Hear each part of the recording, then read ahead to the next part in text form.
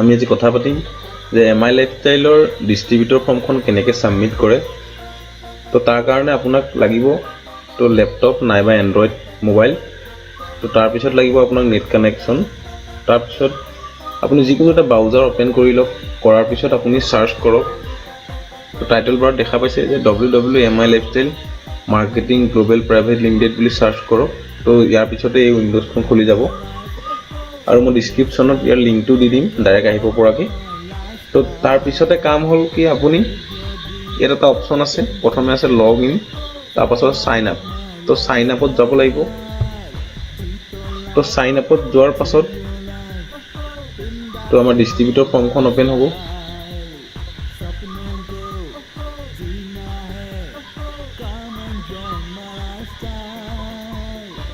তো ডিস্ট্ৰিবিউটৰ ফৰ্মখন ওপেন হৈছে। তো ডিস্ট্ৰিবিউটৰ এপ্লিকেশ্যন ফৰ্ম, ঠিক আছে।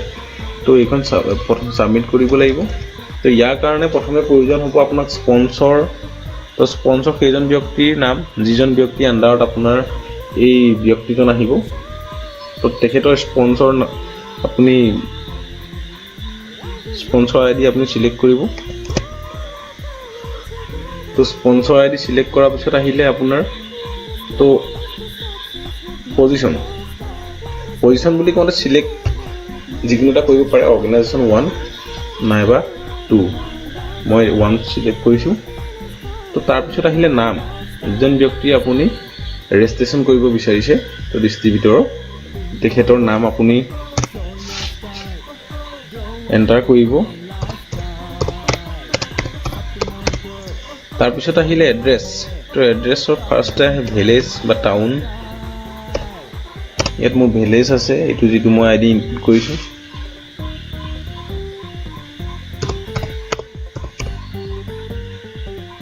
একিয়াল। তো তাৰপিছত আহিলে পোষ্ট অফিচ, শ্বৰ্ট ফৰ্মত দেখিছোঁ।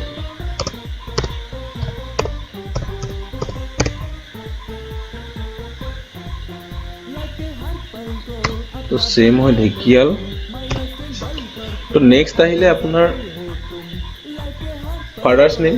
তো যিজন ব্যক্তিৰ আপুনি ৰেজিষ্ট্ৰেশ্যন কৰিছে তেখেতৰ দেউতাকৰ নাম।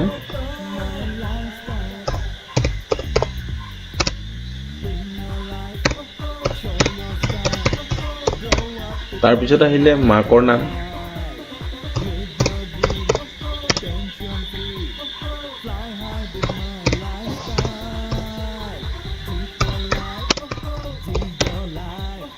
ইয়াৰ পিছত আহিলে জেন্ডাৰ। তো সিম্পলি মোৰ মেল হয়, তো মেল সিলেক্ট কৰিছোঁ। তো নেক্সট আহিলে ডেট অফ বাৰ্থ।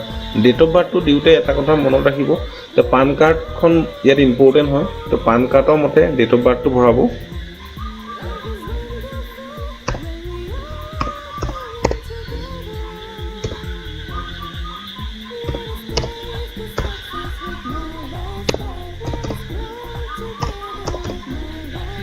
তো নেক্সট আহিলে মোবাইল নাম্বাৰ। তো মোবাইল নাম্বাৰটো যিটো অকণমান কেয়াৰফুল হ'ব, কাৰণ যিটো আপুনি নাম্বাৰ দিব সেইটোৰ জৰিয়তে আইডি আৰু পাছৱৰ্ড নাম্বাৰটোত চেণ্ড হয়।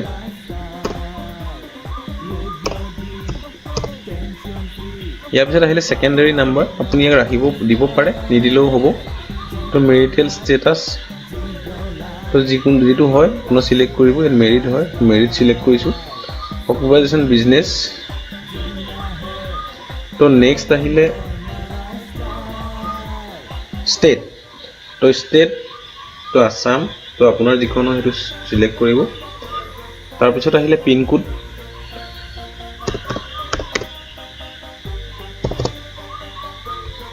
চিটি আহিলে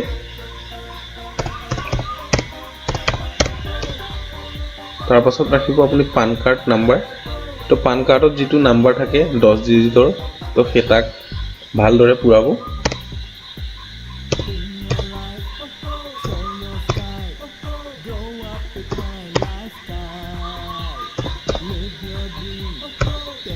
তো ইয়াৰ পিছত আহিলে ইমেইল আইডি। তো ইমেইল আইডি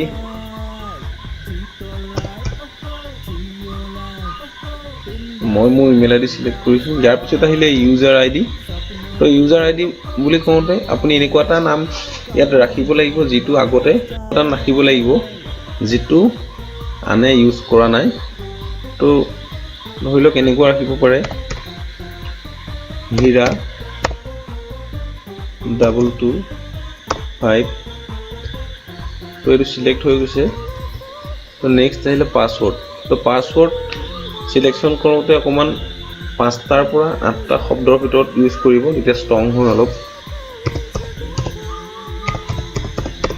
ইয়াৰ পিছত আহিলে কনফাৰ্মেশ্যন পাছৱৰ্ড। তো যিটো ওপৰত আপুনি এণ্টাৰ কৰিলে তো তলত আকৌ তাকে এণ্টাৰ কৰক। তো পাছৱৰ্ডটো মেটচিং কৰা নাই, তো চেম হোৱা নাই।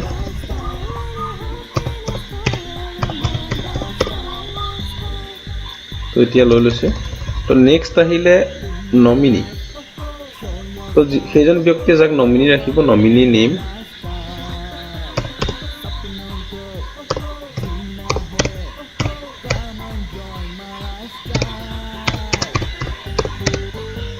ইয়াৰ পিছত আহে ৰিলেশ্যন। সেইজন ব্যক্তিৰ লগত যিজন ব্যক্তিৰ আপুনি ডিষ্ট্ৰিবিউটৰ ফৰ্মখন ছাবমিট কৰিছে তেখেতৰ সৈতে ৰিলেশ্যন কি হয়, তো ৰিলেশ্যন লিখিব।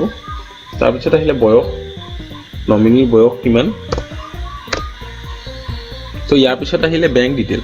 তো বেংক ডিটেইল ভৰোৱাৰ কোনো দৰকাৰ নাই, এইখিনি এৰি দিব। তো নেক্সট আহিব, তো ইয়াত আপোনাৰ টাৰ্মছ এণ্ড কণ্ডিশ্যনখিনি লিখা আছে, পঢ়িব পাৰিব আপুনি পঢ়িব বিচাৰিলে। আৰু লগতে এই দুটা টিক কৰিব। তো আপুনি 18 বছৰ ওপৰত হ'লেহে বিজনেছটো কৰিব পাৰে। তো তাৰপিছত আহিলে ওপৰত দিয়া যিখিনি টাৰ্মছ এণ্ড কণ্ডিশ্যন হয় তাক আপুনি যে ভালদৰে পঢ়িছে তাৰ কাৰণে টিক চিন কৰিব। আৰু লাষ্ট এটা কাম থাকে, তো ভেৰিফিকেশ্যন কোড মিনছ তলত দিয়া যিটো কেপচা কোড আছে, তো কেপচা কোডটো ভৰাব লাগিব। এইটো ভৰাওঁতে খালি অলপ সাৱধান হ'ব লাগে। তো এইটো যদি বৰফলাত আখৰটো আছে বৰফলাত ভৰাব। তো কিউ আছে প্ৰথমে, তো বৰফলা হয়। তাৰপিছত আছে 2 আই আছে। ইয়াৰ পিছত তো সৰু ফলা হয় আইটো। তো নেক্সট আহিলে 2 আৰু বৰফলা ৱাই। তো এইখিনি ভৰোৱাৰ পিছত তললৈ আহিব। তো দেখিছে কণ্টিনিউ, তো কণ্টিনিউ কৰিব। অ'কে। ইয়াৰ পিছত আহিলে এই ফৰ্মখন ভালকৈ চিলেক্ট চাই ল'ব এবাৰ। তো ইয়াত ক'ৰবাত আপোনাৰ ভুল হৈছে নেকি এবাৰ চেক কৰিব। যদি চাব ভুল হোৱা নাই তললৈ যাব। তো দেখিছে ইয়াত ৰেজিষ্টাৰ বুলি এটা অপশ্যন আছে। তো ৰেজিষ্টাৰত ক্লিক কৰিব, প্ৰচিড কৰি দিব কপি কৰি। আৰু ইয়াৰ পিছতে আমাৰ MI লাইফষ্টাইলৰ যি ডিষ্ট্ৰিবিউটৰ ID হয়, তো ID আৰু পাছৱৰ্ডৰ সৈতে আহি গৈছে। তো হীৰা বৰা, তো এইদৰে আপুনি পাব। তো যদি বুজি পোৱা নাই আপোনালোকে কমেণ্ট বক্সত কমেণ্ট কৰিব। আৰু ইয়াৰ পিছৰ ভিডিঅ'টো মই আনি আছোঁ, তো KYC, পান কাৰ্ড আৰু NEFT কেনেকৈ এপ্ৰুভ কৰিব লাগে MI লাইফষ্টাইলত।